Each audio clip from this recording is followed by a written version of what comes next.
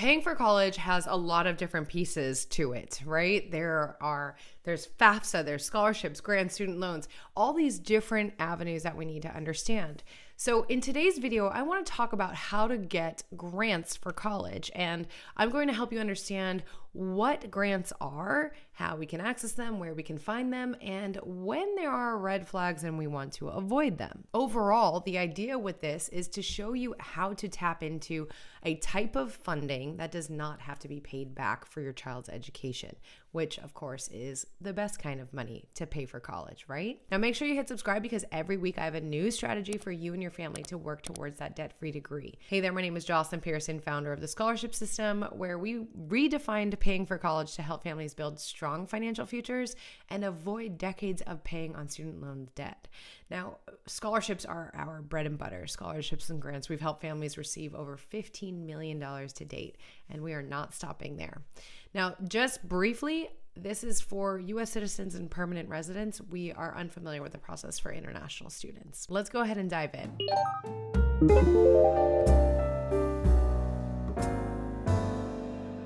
So let's begin with just understanding the different types of grants. And this is a little bit in flux depending on what's going on with the government, and we've all seen some changes recently with the Department of Education, so it can change pretty quickly. Fortunately, it hasn't in many years, but it may coming up. But that said, as of right now, we can find federal grants.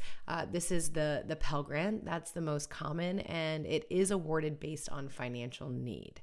Another one is FSEOG, which stands for Federal Supplemental Educational Opportunity Grant, and this is for students with exceptional need. And then there are some grants that are tied to specific fields. For example, the TEACH grant, which is for future educators. So there are different types of federal grants. The next category are state grants. And oftentimes states will have grants based on residency and financial need. So if we have need, if we live in the state and the money's there, then it's something that we can receive. Some do require FAFSA for these, while others might actually have a separate application. But no matter what, we have to apply to let them know our situation so that we can receive this money. And some states do have ones that are pertaining to specific education paths. For example, a teaching grant, but specific to an area. For example, a future teacher would have to teach in a low-income, high-needs area for X amount of years. And if they do, that maybe they'll receive some money, or maybe they'll receive student loan forgiveness for the loans that they borrow. So you kind of look at that as a grant. They're actually paying off the student loans for you. So, but that's only after you've worked in the area for the amount of time required. So this is state-based as well. And the one thing I want to say is that a lot of state grants are first come, first serve. They're limited on funding and can run out. And that's why it's important to make sure that we are pursuing this money, which I'll explain how in just a moment, as quickly as possible and as early as we can. The third type are institutional grants. So these are grants that are provided by colleges and universities, and they can be based on merit or they can be based on need. They are often funded by, for example, donors, or they might have a fund that was created years and years ago that now funds grants for their students. But this is a great source of money, and different universities will have much larger funds than others. This is why we always stress pursuing schools that have a financial fit for a student, because if they only apply to one that they have their eyes set on and they don't necessarily cast the net wide and open up to different schools, they might miss out on a lot of money. Their same exact statistics, their same exact FAFSA results may result in completely different financial aid packages at different schools. So that is why we want to make sure that we're applying to at least multiple that might open up the doors to some money. And I've had students where they agreed to do this and they found a school that they actually loved way more than their initial one that they thought they wanted to go to. The fourth category are private and non-profit grants. So these are by organizations, foundations, companies, They offer grants and scholarships for just so many different reasons: academic excellence, community service, some kind of specific background that they fill. These are often their own application process. They often require essays, right? We have a lot of videos on how to avoid spotting scams, for example. We want to make sure that we keep an eye on that and know how to decipher something legitimate versus not. We will link to that in the description below, or you can click on the video here to check that out. Now let's talk about more on how to tap into the grant dollars. So first and foremost, we always want to submit FAFSA. This begins your student's senior year, October, your student's senior year, but we have to resubmit it every single year until they graduate from college.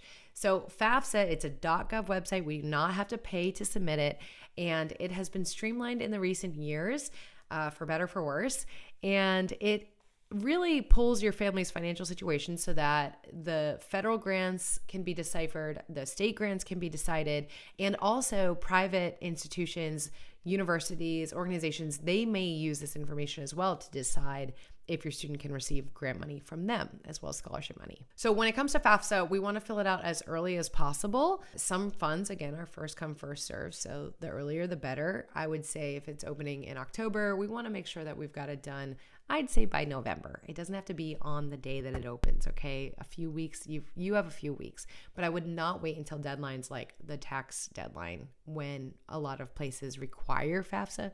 We want it done well before that. We also, when submitting FAFSA, want to make sure that we're double checking for any errors, because any errors can pause your application and it can cause delays in aid. We also want to make sure that your student stays on top of their application. You can help with this as well, but of course we want to start teaching them some independence, but information related to financial aid that will go to your student. So make sure that they are checking their email and their college financial aid portal, wherever the university specifically communicates, so that they can understand what they are being offered, and you and them can sit down and decide, do we want to accept this? Do we want to approve this? What pieces of it do we want? But that is a very important step. We don't want to accidentally miss the deadline to accept it, or we don't want to accidentally accept, for example, student loans when we didn't need them. Sometimes when submitting FAFSA, they will ask for further information, so that's something we want to watch for as well. Now, we have an entire playlist all about FAFSA, so you guys can check that out. We'll link to it in the description as well. Now, another way, step 3, would be to research and apply for state and private grants and scholarships. So a great place to do this is to go to your student's state or your state's, the education website, and search for any kind of available grants or scholarships there. Also, search engines like Big Future, Appley, US News Scholarship Finder. We actually just released a video with our top 5 favorite finders, so you've got that here as well as in the description. You can find all these amazing resources in the description below. Looking into nonprofit organizations that align with your students' interests can also be a great way to find them. I do have a free webinar that I really recommend you joining. I have very clear steps on how to identify, how to search for money, and how to spot scams. So you can go to thescholarshipsystem.com/free webinar, or you can click here and you can register, open that up in another tab, finish watching this video, then go back to that and make sure you attend. It's about an hour long, but that free webinar covers in depth how to find all of this amazing money, especially from external institutions. All right. Step 4 to access some more grant money would be to go into the financial aid office, have your student actually speak with them and at the university of their choice, and see if they know of any, or if they have any certain policies around them that could open up the doors to more money. So calling in, emailing in, or even walking in can really lead to some more grant opportunities there for your student. Some automatically consider students upon admissions applications. Some require separate applications. All right, the final step, step 5, is to watch out for scams. So we never want to pay a fee to apply for grants.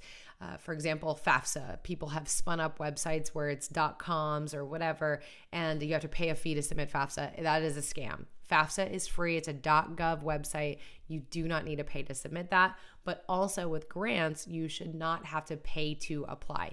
This is different than, say, the scholarship system, right? We have a course that you can purchase, but that is like an ACT, SAT prep course, but a prep course for scholarships. You're paying for the knowledge that you're learning. That's completely different than paying $50 just to submit a scholarship application. We do not want to do that.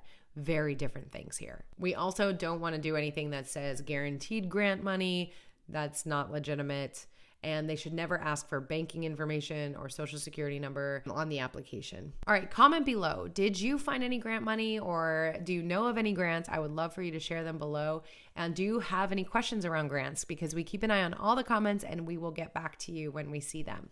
But that said, grants are a great avenue to help pay for college. They're very similar to scholarships, except some of them are simply based on FAFSA, and we don't have to actually write essays for it, which is fantastic. But ultimately, I know you want to help your student get as much debt-free money as possible. Grants are one of the categories of debt-free money. So the idea is we do not have to pay it back. The exception would be those that are specific to a career field. If your student transfers or changes their major, they might owe the money back, or for example, a teaching grant where the loans will be paid back once they fulfill certain requirements. That might not happen and they'll get hit with that debt. So we want to make sure we're following rules if we accept money. All right, go ahead and attend that free webinar that I mentioned. Again, the scholarshipsystem.com/free webinar. You'll also find the link in the description below. And make sure you hit subscribe, because every week we have a new strategy for you and your family to work towards that debt-free degree. I hope this was helpful. I'll see you guys in the next video. Bye now.